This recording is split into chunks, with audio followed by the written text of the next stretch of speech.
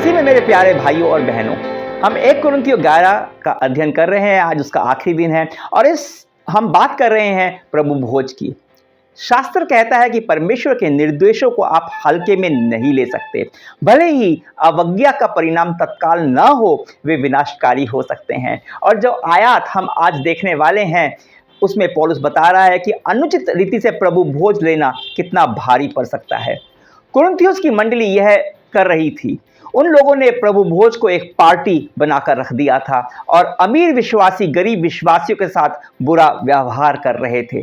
कल हमने प्रभु भोज के महत्व और गंभीरता को समझा था, तो आज हम समझेंगे कि प्रभु भोज उचित प्रकार से न लेने का क्या परिणाम हो सकता है और यह भी जानेंगे कि प्रभु भोज से भाग लेने का उचित तरीका क्या है।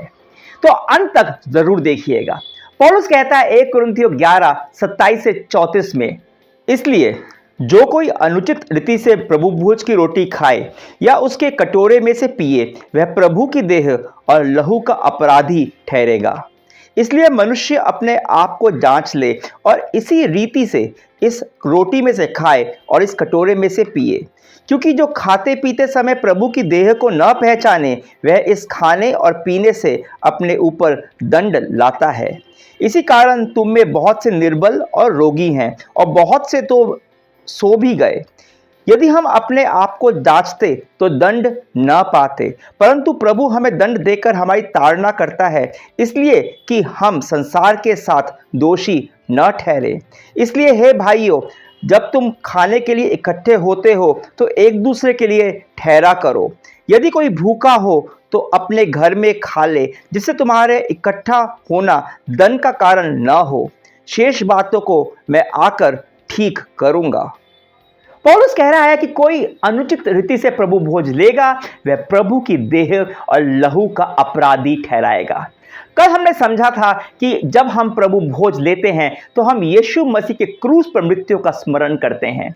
जो रोटी हम खाते हैं वह यीशु मसीह के देह को दर्शाती है, जो हमारी पाप की सजा के कारण तोड़ा गया, और जो प्याला हम पीते हैं वह यीशु मसीह का लहू है, जो हमारे लिए बहाया गया ताकि हम क्षमा पाएं और परमेश्वर के साथ उसके इस अनुग्रह की नई वाचा के जरिए हमारा नया संबंध स्थापित हो और अनंत जीवन की आशा पाएं।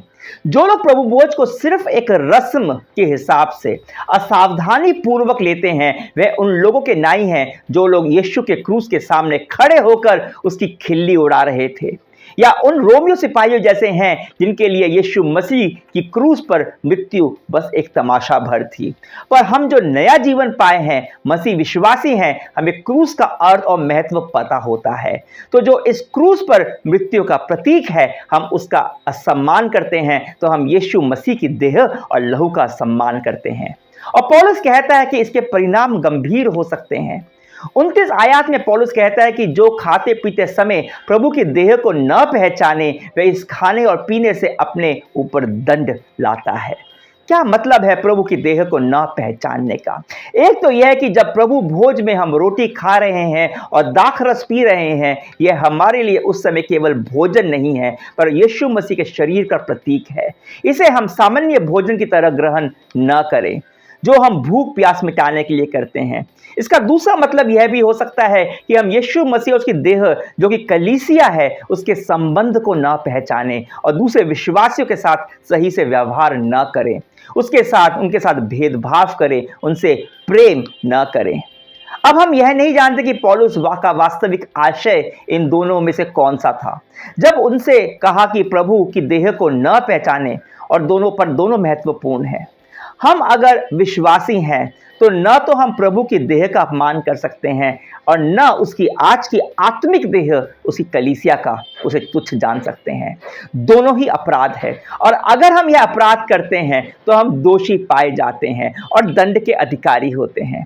पौलुस कहता है 30 आयत में, इसी कारण तुम में से बहुत निर्बल और रोगी हैं और बहुत से तो सो भी गए हैं। सो भी गए हैं का मतलब यह है कि मर गए हैं।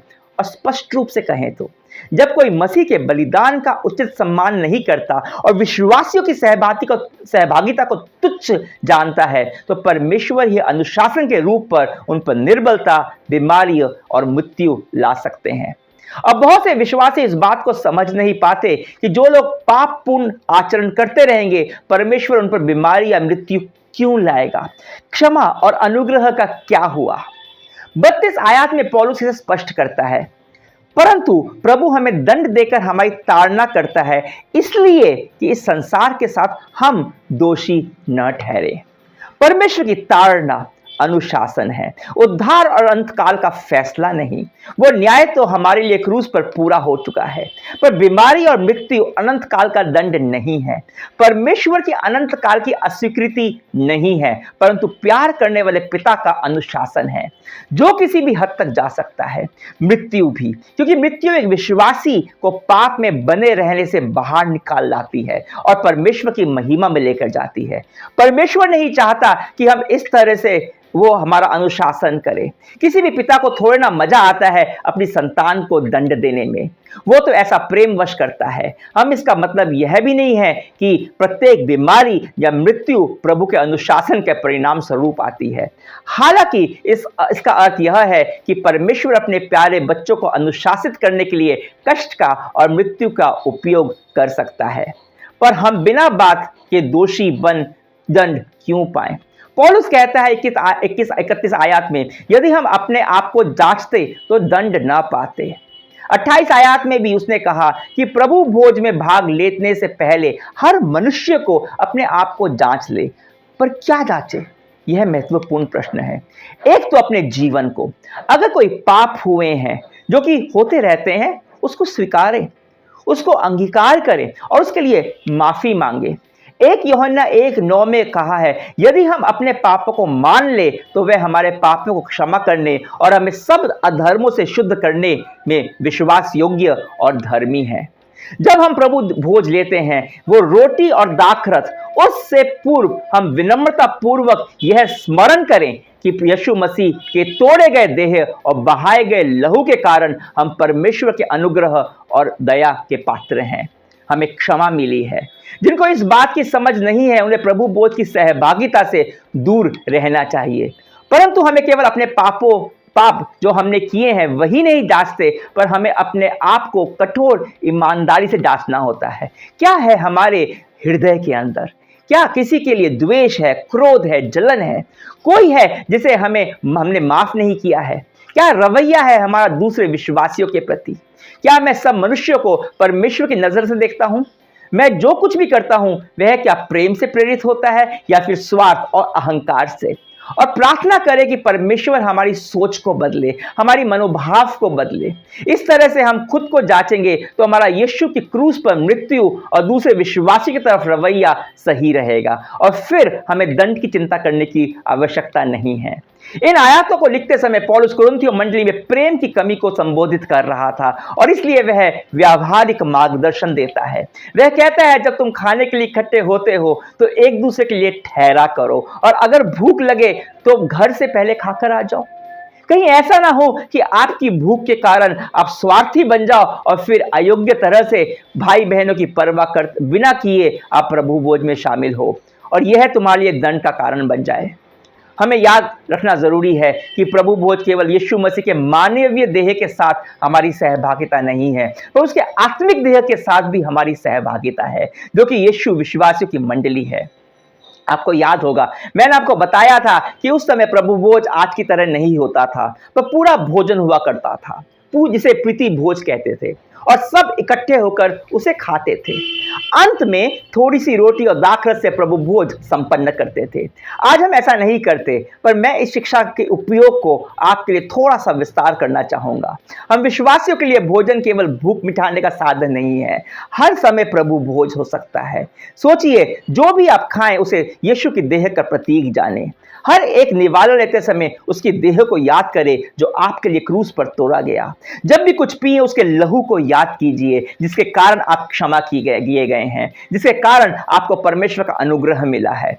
हर एक निवाला धन्यवाद के साथ खाइए, हर एक पानी का घूंट भी धन्यवाद के साथ पीजिए। इस बात को स्मरण कीजिए कि वह वापस आने वाला है।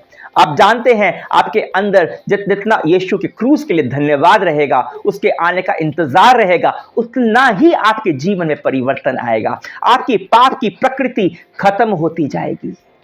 इतना ही नहीं, जब भी आप किसी भोज में जाए, चाहे विश्वासियों के साथ या फिर अविश्वासियों के यहाँ, पौलुस के मार्गदर्शन को याद रखिए। कहीं जाएं जिसके आपको भूख के कारण आपको भोजन का लालच ना आए, इसलिए आप पहले से कुछ खा के जाइए। दूसरों के लिए ठहरिए, दूसरों को अपने से पहले स्थान दीजिए, दूसरों को परोसने वाले बनिए। जब आप ऐसा करेंगे, आप यीशु मसीह को महिमा देंगे। लोग आप में यीशु की झलक देखेंगे। वे आपके सदाचार और प्रेम को देख आपकी ओर आकर्षित होंगे। अविश्वासी भी आपसे संबंध रखना चाहेंगे, और जब आप उन्हें सुसमाचार बताएंगे तो वे सुनेंगे। आप अपने जीवन में यीशु को उठाइए अपने व्यवहार के द्वारा, और यीशु लोगों को अपनी तरफ खींच लेगा। कैसी लगी आज की यह शिक्षा? कमेंट्स में लिखकर मुझे बताइए। अगर आप मुझसे कुछ पूछना चाहते हैं तो ये रहा नंबर, आप मुझे व्हाट्सएप कर सकते हैं। व्हाट्सएप नंबर मैंने कमेंट्स में भी पिन कर दिया है। वीडियो को लाइक कीजिए, शेयर कीजिए। अगर आप चैनल पर पहली बार आए हैं तो सब्सक्राइब करें और बेल आइकन जरूर दबाइए, ताकि सारे संदेश रोज सोमवार से शुक्रवार आपको मिलते रहें। कल हम नजर डालेंगे 1 कुरिन्थियों 12 में और बात करेंगे आत्मिक वरदानों के बारे में। तो कल तक के लिए अनुमति दीजिए। परमेश्वर के प्रेम, यीशु मसीह का अनुग्रह और पवित्र आत्मा की संगति में बने रहे हमेशा के लिए, जब तो यीशु वापस ना आ जाए। आमीन।